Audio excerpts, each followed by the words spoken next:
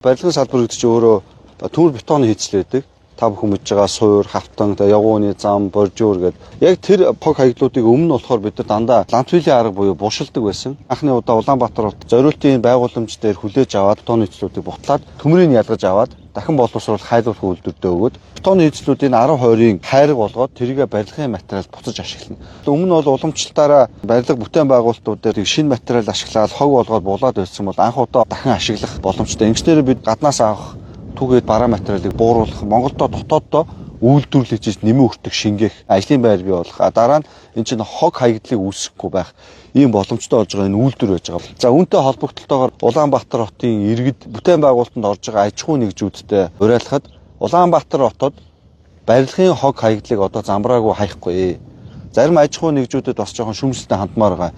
Хол тээвэрлэхээс залхуураад авчиад нууж Улаанбаатар хотын тентхийн жалганд барилгын хог материалыг хайдаг.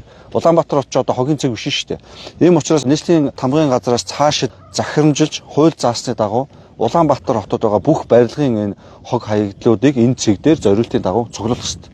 Улаанбаатар хот дахиж энэ тэнд замбраагүй барилгын хог хайдаг, энэ тэнд булдаг, энэ ажлыг үе шаттайгаар бүр таслан зогсооно. Улаанбаатар хотод хийгдсэн бүтээн байгуулалтын хуучин барилгын хог хаягдлууд бүгд энэ цагт ирээд дахин боловсруулах ёстой. Хот гэдэг бол хогийн цэг биш. Энэ сайхан үйлдвэр ингээд ашиглалтанд ороод эхний үйл ажиллагаагаа эхлүүлж байна. Ийм учраас Улаанбаатар хотод байгаа бүх барилгын хог хаягдлуудыг одоо энэ жилдээ үе шаттайгаар бас төвлөрүүлэх, ишээ татах, хотынхоо эргэн тойронд байгаа энэ уул хад жалга гуун дээр байгаа хог хаягдлуудыг одоо дахин төвлөрүүлэх, ийшээ цэвэрлэх, тэр байгалийнхын одоо өнгөн хөрсийг сэргээх ийм ажлуудыг бол одоо үе шаттайгаар энэ жил бол зохион байгуулна.